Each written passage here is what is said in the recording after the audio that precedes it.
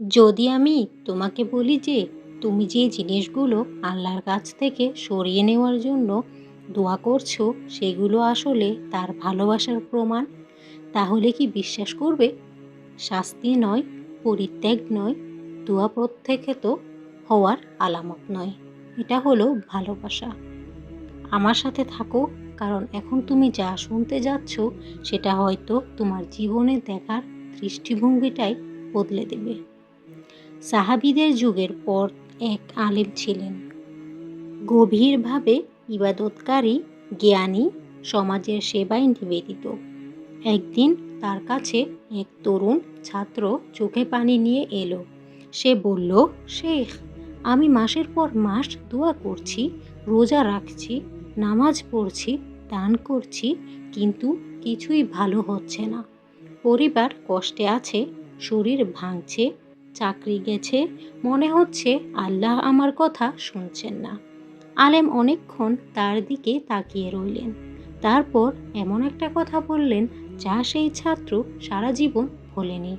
তিনি বললেন, বেটা, তুমি কি একবারও ভেবেছ আল্লাহ তোমাকে ভুলে যাননি, বরং তিনি তোমাকে আরও কাছে টেনে নিচ্ছেন? ছাত্র বুঝতে পারেনি। আর সত্যি বলতে আমাদের মধ্যে অনেকেও আমরা বুঝতাম না, কারণ দুনিয়া আমাদের শিখিয়েছে যে ভালোবাসা মানে আরাম, ভালোবাসা মানে সহজ জীবন, ভালোবাসা মানে যা চাই তা পাওয়া। কিন্তু ইসলাম আমাদের এর চেয়ে অনেক গভীর কিছু শেখায়, অনেক বেশি সুন্দর কিছু।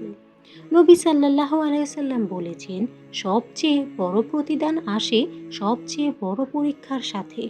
আল্লাহ যখন কোনো মানুষকে ভালোবাসেন তখন তাকে পরীক্ষা করেন। যে সেটা মেনে নেয় সে আল্লাহর সন্তুষ্টি পায়, আর যে অসন্তুষ্টি হয় সে তার অসন্তোষ পায়। এটা তিরমিজিতে আছে। এই কথাটা একটু ধীরে পড়ো। আল্লাহ যখন কাউকে ভালোবাসেন তখন তাকে পরীক্ষা করেন। আল্লাহ যখন কাউকে ভালোবাসেন তখন তাকে পরীক্ষা করেন। শাস্তি দেন না, ছেড়ে দেন না, পরীক্ষা করেন।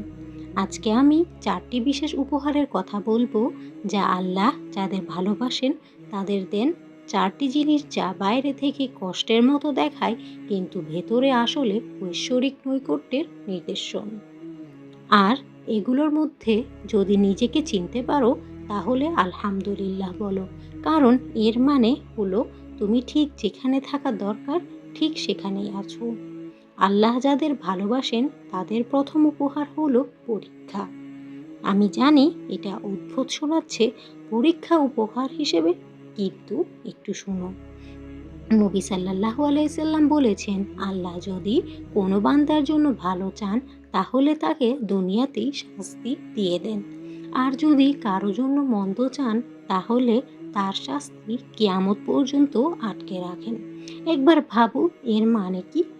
এই মুহূর্তে যে কষ্টের মধ্যে আছো, যে ঘুম হারাচ্ছ, যে বোঝা বহন করছো, যা অন্য কেউ দেখতে পাচ্ছে না, সে এখন পরিশুদ্ধ হচ্ছে এই দুনিয়াতেই, যাতে সে রবের সামনে পরিষ্কার হয়ে দাঁড়াতে পারে। একটু কল্পনা করো, তুমি সোনা, তোমার ভেতরের খাঁটি সোনা হয়ে উঠতে হলে আগুনের ভেতর দিয়ে যেতে হবে।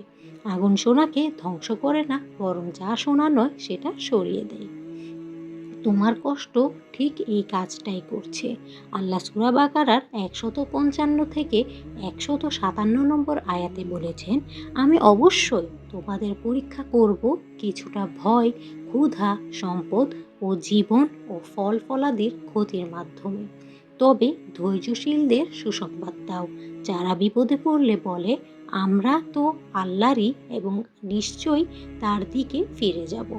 তাদের উপরেই আল্লাহর পক্ষ থেকে রহমত ও দোয়া আসে, আর তারাই সঠিক পথে আছে। আল্লাহ নিজেই ধৈর্যশীলদের সঠিক পথে থাকা বলেছেন। যারা কষ্ট পেয়েও তারা তার দিকে ফেরে। তাই পরবর্তীবার যখন কষ্ট তোমার দরজায় আসে, আল্লাহকে জিজ্ঞেস করো না কেন তিনি তোমাকে ছেড়ে দিলেন, জিজ্ঞেস করো তিনি তোমার মধ্যে কি তৈরি করতে চাইছেন। এখানে আমি একটু থামতে চাই এবং সরাসরি তোমাকে একটি প্রশ্ন করতে চাই। এই মুহূর্তে তোমার জীবনে কোন কষ্টটা আছে যেটা তুমি আল্লাহর কাছে সরিয়ে নেওয়ার দোয়া করছো? এই যে কমেন্টে লিখে দাও। বিস্তারিত না হলেও চলবে, শুধু একটা বা দুটো শব্দ যেমন চাকরি, স্বাস্থ্য, পরিবার, একাকিত্ব শুধু লিখে দাও। কারণ ভিডিও শেষে আমি চাই তুমি দেখতে পাও যে তুমি যা লিখেছো সেটা হয়তো তোমার সৃষ্টিকর্তার পক্ষ থেকে একটি প্রেমের চিঠি। লিখে দাও, আমি অপেক্ষা করছি। আল্লাহ যাদের ভালোবাসেন তাদের দ্বিতীয় উপহার হলো তার কাছ থেকে বেশিক্ষণ দূরে থাকতে না পারা। তুমি কি এই অনুভূতিটা চেনো? তুমি পিছলে গেছো, নামাজ মিস হয়ে গেছে, এমন কিছু করে ফেলেছো যা নিয়ে লজ্জা লাগছে, আর তারপর একটা টান অনুভব করছো বুকের মধ্যে, একটা কষ্ট, একটা কণ্ঠস্বর যেন বলছে ফিরে যাও। তার কাছে ফিরে যাও। সেই টান, সেই কষ্ট, সেই কণ্ঠস্বর, এটাই একটা উপহার। সবার কাছে এটা নেই। এমন মানুষ আছে যারা গুনাহ করে কিছুই অনুভব করে না। এমন মানুষ আছে যারা আল্লাহ থেকে দূরে সরে যায় আর সেই দূরত্বকে স্বাভাবিক মনে করে। এই অনুশোচনার অনুপস্থিতি, এই হৃদয়ের নীরবতা, এটা অস্তিত্বের সবচেয়ে ভয়ঙ্কর জিনিসগুলোর একটি। কিন্তু যে মুমিনকে আল্লাহ ভালোবাসেন সে দূরে থাকতে পারে না, হয়তো পড়ে যায়, কিন্তু বুকের ভেতরে এমন কিছু থাকে যা তাকে পড়ে থাকতে দেয় না। নবী সাল্লাল্লাহু আলাইহি সাল্লাম বলেছেন, আদম সন্তান মাত্রেই গুনাহ করে, আর যারা গুনাহ করে তাদের মধ্যে সেরা হলো যারা তওবা করে। এটা তিরমিজি ও ইবনে মাজাতে বর্ণিত আছে। গুনাহগারদের মধ্যে সেরা হলো যারা ফিরে আসে। আল্লাহ যে ফিরে আসে তাকে এতটাই ভালোবাসেন যে নিজের নাম রেখেছেন আত-তাওয়াব, বারবার তওবা কবুলকারী। এটা তার একটি নাম। এটা তার স্বভাব সম্পর্কে কিছু বলে। তিনি তোমাকে ফিরিয়ে দেওয়ার জন্য অপেক্ষা করছেন না, তিনি তোমাকে গ্রহণ করার জন্য অপেক্ষা করছেন। সূরা জুমারের ৫৩ নম্বর আয়াতে আল্লাহ বলেছেন, বলো হে আমার বান্দারা, যারা নিজেদের বিরুদ্ধে অপরাধ করেছো, আল্লাহর রহমত থেকে নিরাশ হও না। নিশ্চয়ই আল্লাহ সমস্ত গুনাহ মাফ করেন, নিশ্চয়ই তিনি ক্ষমাশীল, দয়ালু। সমস্ত গুনাহ, কিছু নয়, ছোটগুলো নয়, শুধু প্রথমবারের জন্য নয়, সমস্ত গুনাহ, যে ব্যক্তি জন্য যে ফিরে আসে। তাই যদি তোমার হৃদয়ে পড়ে যাওয়ার পরেও বারবার আল্লাহর দিকে ফিরে আসে, এটা দুর্বলতা নয়, এটা ঐশ্বরিক ভালোবাসার সবচেয়ে বড় নিদর্শনগুলোর একটি। তৃতীয় উপহারটা সূক্ষ্ম কিছু। প্রথমে হয়তো উপহার বলে মনে নাও হতে পারে। এটা হলো এই দুনিয়া যথেষ্ট নয়, এই অনুভূতি। কিছু মানুষ এখানে পুরোপুরি সন্তুষ্ট।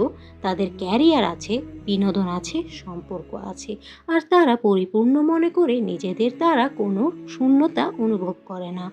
কিছু একটা মিস করছে এমন এমন মনে হয় না তাদের। কিন্তু যে মুমিনকে আল্লাহ ভালোবাসেন সে আলাদা। দুনিয়ার সব পেয়েও তার মনে হয় সে একজন পথিক, বাড়ি থেকে অনেক দূরে। নবী সাল্লাল্লাহু আলাইহি সাল্লাম মুমিনকে এক সুন্দর উপায়ে বর্ণনা করেছেন। তিনি বলেছেন, এই দুনিয়ায় এমনভাবে থাকো যেন তুমি একজন অপরিচিত পথিক বা মুসাফির। এটি বুখারীতে বর্ণিত আছে। একজন মুসাফির সম্পূর্ণভাবে ব্যাগ খুলে বসে না। সে এত গভীরভাবে তিথু হয় না যে গন্তব্য ভুলে যায়। সে দৃশ্য দেখে উপভোগ করে, কিন্তু গন্তব্যের কথা মনে রাখে। জীবনের দিকে তাকিয়ে যদি কখনো সেই গভীর অব্যক্ত ব্যথা অনুভব করে থাকো, সেই অনুভূতি যে কোথাও আরও সুন্দর কিছু নিশ্চয়ই আছে, সেই ব্যথা শূন্যতা নয়, সেটা দিক নির্দেশনা। তোমার হৃদয় জানে যে তার আসল বাড়ি এখানে নয়। আল্লাহ তার ভালোবাসার বান্দার বুকে সেই আকাঙ্ক্ষা রেখে দেন যাতে সে এই দুনিয়ায় এতটাই আটকে না যায় যে পরকাল ভুলে যায়। তারপর চতুর্থ উপহারটা অনেকেই পুরোপুরি এড়িয়ে যায়। আল্লাহ যখন কোনো বান্দাকে ভালোবাসেন তখন তার সামাজিক জগৎটা পরিবর্তন করে দেন। যেসব বন্ধুত্ব তাকে গুনাহের দিকে টেনে নিয়ে যাচ্ছিল সেগুলো ফিকে হতে শুরু করে। আর কোনো পরিকল্পনা ছাড়াই মুমিন নিজেকে এমন মানুষদের মধ্যে খুঁজে পায় যারা তাকে আল্লাহর কথা মনে করিয়ে দেয়, যারা তার নাম নেই, যারা তাকে ভালো হতে উৎসাহিত করে। এটা কোনো কাকতালীয় নয়, এটা আল্লাহ তোমার পরিবেশ সাজিয়ে দিচ্ছেন, কারণ তিনি তোমাকে এতটাই ভালোবাসেন যে তার মধ্যে যা তৈরি করছেন সেটা রক্ষা করতে চান।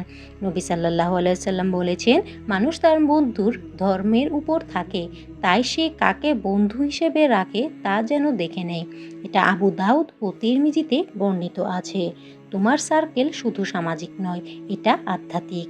আর আল্লাহ যখন তোমার সার্কেল পরিবর্তন করা শুরু করেন, তোমাকে না জিজ্ঞেস করে, যখন পুরনো বন্ধুত্ব যা কোথাও নিয়ে যাচ্ছিল না সেগুলো সরে যায় আর নতুন বন্ধুত্ব আসে যা তোমাকে তার দিকে ফেরায়, সেটা ঐশ্বরিক হস্তক্ষেপ, সেটা ভালোবাসার কাজ। সূরা কাহফের ২৮ নম্বর আয়াতে আল্লাহ নবী সাল্লাল্লাহু আলাইহি সাল্লামকে সরাসরি বলেছেন, আর তুমি নিজেকে ধৈর্যের সাথে তাদের সাথে রাখো যারা সকাল ও সন্ধ্যায় তাদের রবকে ডাকে, তার সন্তুষ্টি চেয়ে তোমার দৃষ্টি যেন তাদের ছাড়িয়ে না যায় দুনিয়ার সৌন্দর্য চেয়ে। আল্লাহ তার প্রিয় নবীকে বলেছেন, স্মরণকারীদের সাথে থাকো, তাদের কাছাকাছি থাকো। আল্লাহ যদি তোমাকে ভালো সঙ্গের দিকে পরিচালিত করছেন, বাধা দিও না। এটা তিনি তোমাকে দিতে পারেন এমন সুন্দর উপহারগুলোর মধ্যেও একটি। তাহলে সেই তরুণ ছাত্রের কাছে ফিরে যায় যে চোখে পানি নিয়ে আলেমের কাছে এসেছিল। তার পরিবার কষ্টে ছিল, এটা ছিল প্রথম উপহার, পরীক্ষা যা পরিশুদ্ধ করে। তার হৃদয় তখনও খুঁজছিল, তখনও দোয়া করছিল, তখনও আলেমের দরজায় এসেছিল। এটা ছিল দ্বিতীয় উপহার, যে হৃদয় ফিরে আসে। তার মনে হচ্ছিল এই দুনিয়া তাকে যা দরকার তা দিতে পারছে না। এটা ছিল তৃতীয় উপহার, মহৎ কিছুর জন্য আকাঙ্ক্ষা। আর সে একজন আলেমের পাশে বসেছিল, রাস্তায় বিভ্রান্তিতে ছুটে না বেরিয়ে।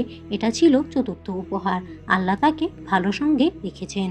তার কাছে 4টো উপহার ছিল, আর সে ভাবছিল সে শাস্তি পাচ্ছে। আমাদের মধ্যে কতজন এই মুহূর্তে একই জায়গায় আছি?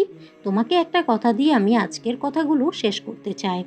আবু হুরায়রা রাদিয়াল্লাহু আনহু থেকে বর্ণিত, নবী সাল্লাল্লাহু আলাইহি সাল্লাম বলেছেন যে আল্লাহ যখন কোনো বান্দাকে ভালোবাসেন তখন জিব্রাইলকে ডেকে বলেন, আমি অমুককে ভালোবাসি, তুমিও তাকে ভালোবাসো।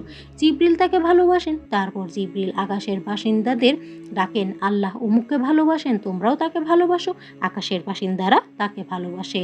তারপর পৃথিবীতে তার জন্য গ্রহণযোগ্যতা রাখা হয়। এটি বুখারী ও মুসলিমে বর্ণিত আছে। আকাশ তোমার নাম জানে, ফেরেশতারা তোমার নাম জানে, কারণ আল্লাহ সেটা বলেছেন।